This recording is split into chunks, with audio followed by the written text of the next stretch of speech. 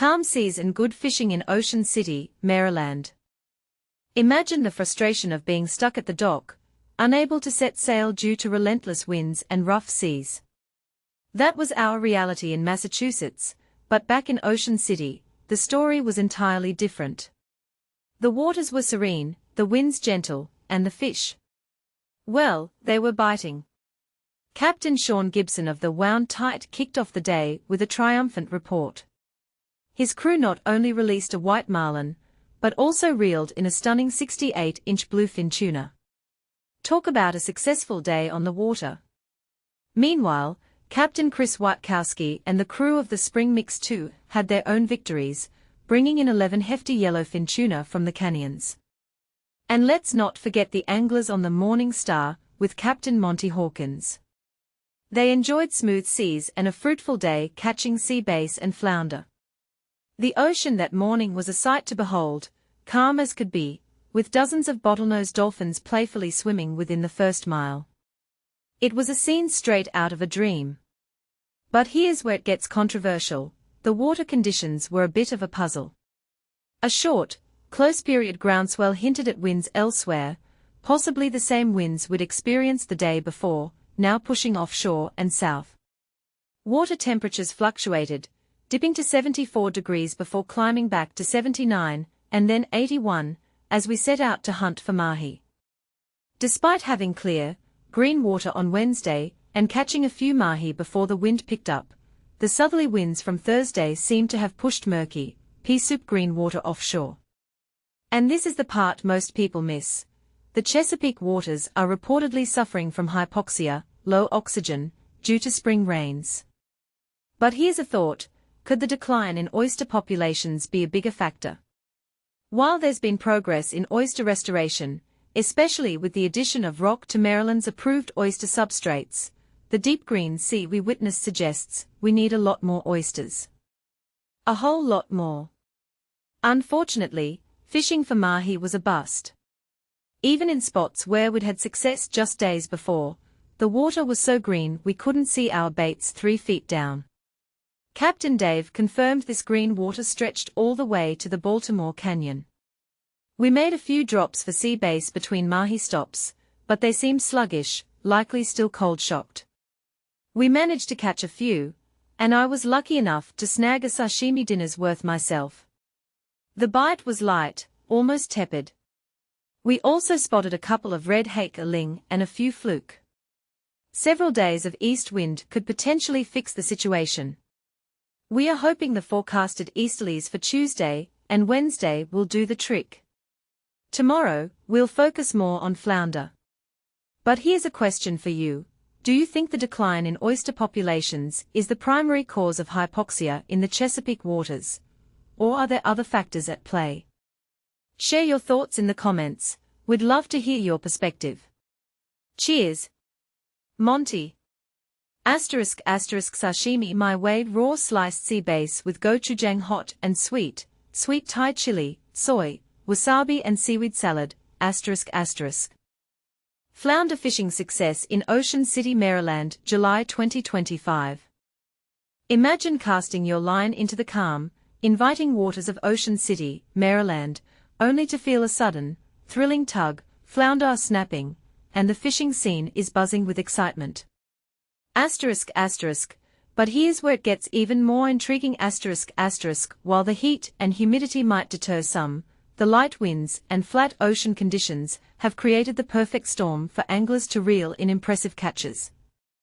Let's dive into the details, because this is the part most people miss: the stories behind the catches that make this season unforgettable. Today, I spent a few hours drifting in the East Channel, where the flounder were biting like crazy. While most were throwbacks, I managed to land a keeper measuring around 19 inches. The Back Bay and ocean fishing for flounder has been consistently good over the past few days, and as long as the water remains clean, this trend should continue. But here's a thought to ponder: could this abundance of flounder be a sign of healthier waters, or is it just a seasonal spike? Let me know what you think in the comments. Captain Jason Mumford of Lucky Break had a stellar day, guiding his anglers to 2 successful trips.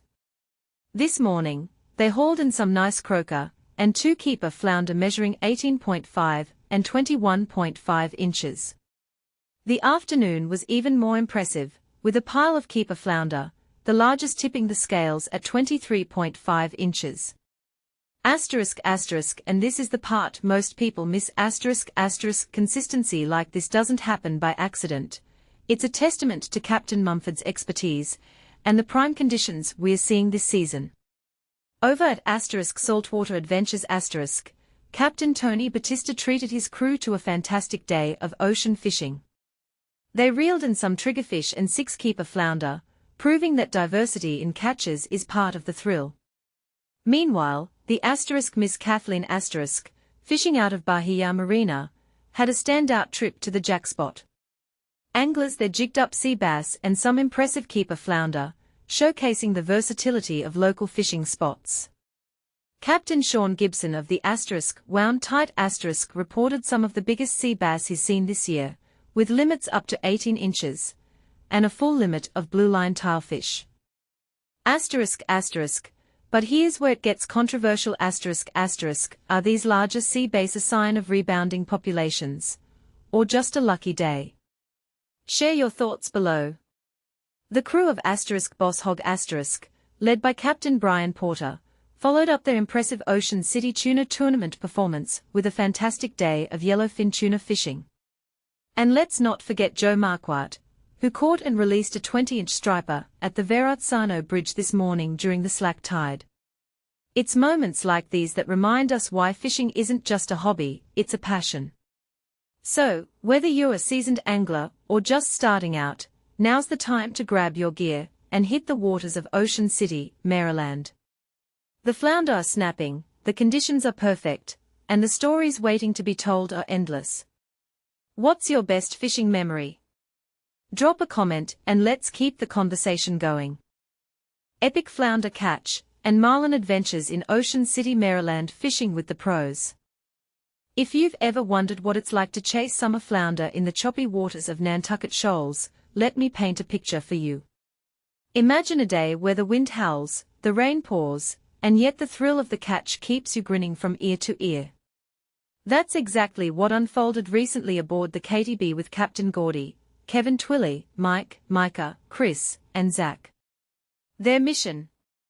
A fluke-fueled adventure that ended with a limit of hefty summer flounder, including my personal best, a 29.5-inch, 9-pound flounder that made me the proud winner of our fish pool. Talk about a day to remember. But here's where it gets controversial. Some say the best catches happen when the weather is perfect.